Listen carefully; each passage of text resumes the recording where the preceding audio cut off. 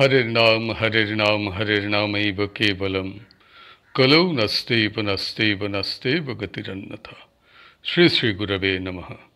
प्रेम भक्ति प्रदातारं आनन्दानन्दवर्धनं शरणमयीषुतं वन्दे जुगुमाया मनोहरं विजयवल्लभं देवीं विजयानन्दवर्धिनीं सदानन्दमयीं शान्तिं जुगुमायां नमाम्यहम्। गुरुर्ब्रह्मा गुरुर्विष्णु गुरुर्देव महेश्वर गुरुरेव परं ब्रह्म तस्मै श्रीगुरवे नमः। ভক্তিভাজন শ্রীমৎ জগৎবন্ধু মৈত্র মহাশয় রচিত শ্রী শ্রী গোসাইজির জীবনী প্রভুপাদ বিজয়কৃষ্ণ গোস্বামী গ্রন্থ হতে পাঠ। আমরা গ্রন্থটির মধ্যভাগের ষষ্ঠ পরিচ্ছেদ দীক্ষা প্রাপ্তি আস্বাদন করব।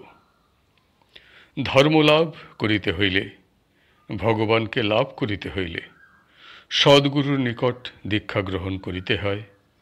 গোস্বামী মহাশয় যে ইহা মানিতেন না, এ কথা আমরা পূর্বেই উল্লেখ করিয়াছি।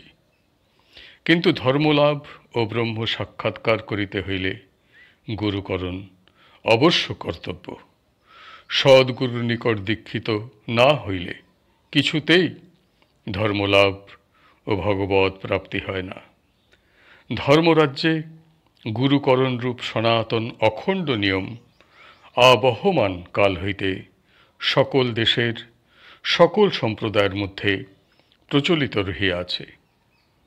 হিন্দু ধর্ম, খ্রিস্ট ধর্ম, মুসলমান ধর্ম, বৌদ্ধ ধর্ম প্রভৃতি সমস্ত ধর্মেই গুরুকরণ ও দীক্ষা গ্রহণ প্রণালী প্রচলিত। যাহারা অবতার ষড়ৈশ্বর্যপূর্ণ ভগবান এবং সকল দেশের সকল সময়ের যাহারা মহাপুরুষ বলিয়া বিখ্যাত, তাহাদিগের সকলকেই গুরুর নিকট দীক্ষা গ্রহণ করিতে হইয়াছে। খ্রিস্ট ধর্ম প্রবর্তক মহাত্মা যিশু, ভগবান রাম, ভগবান শ্রীকৃষ্ণ ও শ্রী চৈতন্য প্রভৃতি অবতারগণ এবং শঙ্করাচার্য, কবির, নানক প্রভৃতি মহাজনগণ সকলেই গুরুর নিকট দীক্ষা গ্রহণ করিয়াছেন। সকলেরই গুরুকরণ হইয়াছে। রামচন্দ্রের গুরু ভগবান বশিষ্ঠদেব, পূজ্যপাদ মহর্ষি গর্গ ভগবান শ্রীকৃষ্ণের গুরু, মহাত্মা যিশুর গুরু জন দি ব্যাপটিস্ট, দুগ্ধপোষ্য শিশু ধ্রুব শাপথ সংকুল বিজন মধুবনে উপনীত হইয়া কাতর প্রাণে কোথায় পদ্ম পলাশ লোচন হরি বলিয়া ডাকিতে লাগিলেন। তাহার সকরুণ আহ্বান ও ক্রন্দন ধ্বনিতে মধুবন মুখরিত হইয়া উঠিল। ধ্রুবের কাতর রোদন ধ্বনি শুনিয়া লক্ষ্মীদেবীর মন আকুল হইয়া উঠিল। তিনি ভগবানকে বলিলেন, দুগ্ধপোষ্য বালক ধ্রুব কাতর কণ্ঠে তোমাকে ডাকিতেছে, আর তুমি নিশ্চিন্ত হইয়া রহিয়াছ। তুমি বড় নির্মম।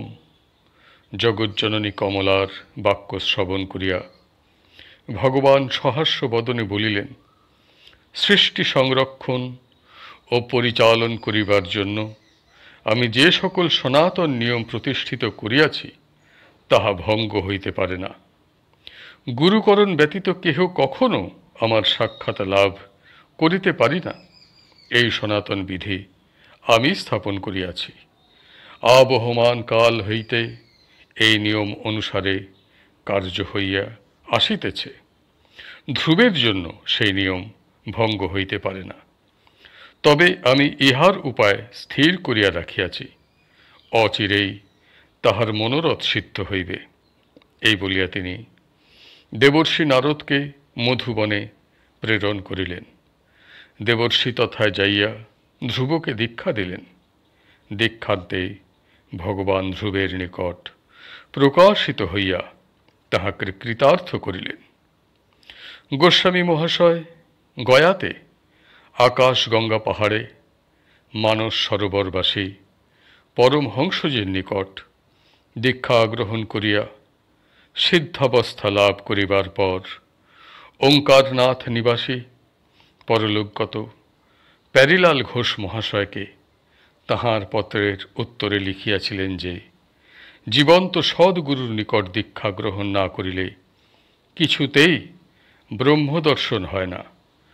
গুরুকরণ ও দীক্ষা গ্রহণ ব্যতীত ভগবানকে লাভ করা সর্বথা অসম্ভব। তাহার স্বপ্রণীত আশাবতীর উপাখ্যান নামক গ্রন্থ তাহার সিদ্ধাবস্থা লাভ করিবার পর লিখিত হয়। তাহাতে তিনি লিখিয়াছেন, গুরু না পাইলে কি ধর্মলাভ করা যায় না? উত্তর, না, গুরু না পাইলে ধর্মলাভ হয় না। ক খ শিখিতে গুরুর প্রয়োজন, অঙ্ক ভূগোল জ্যোতিষ শিখিতে গুরুর প্রয়োজন, কৃষি বা বাণিজ্য শিখিতে গুরুর প্রয়োজন, রন্ধন প্রভৃতি গৃহকার্য শিখিতে গুরুর প্রয়োজন। কেবল ধর্ম শিখিতে গুরুর প্রয়োজন নাই, ইহার পর আশ্চর্যের কথা আর নাই। যদি বলো ধর্ম আমাদের মধ্যেই আছে, তাহা আবার কাহার নিকট শিক্ষা করিব? তবে ক খ প্রভৃতি সমস্ত শিক্ষণীয় বিষয় তো পড়িয়া আছে, শিখিলেই হয়। তজ্জন্য অন্যের খোসামত করা কেন? বন জঙ্গলে পাহাড়ে খনিতে রোগের ঔষধ আছে, তাহা শিখিবার জন্য কবিরাজের শিষ্য হও কেন? যাহার জল পিপাসা হয় সে ব্যক্তি কোদাল খন্তা লইয়া কূপ অথবা পুষ্করণী খনন করিতে প্রবৃত্ত হয় না। যেখানে জলাশয় আছে সেখানে জল পাত্র লইয়া জল গ্রহণ করে। তদ্রূপ সেই জ্ঞান স্বরূপ ভগবান স্বয়ং গুরু শক্তিরূপে সর্বভূতে বিরাজ করিতেছেন।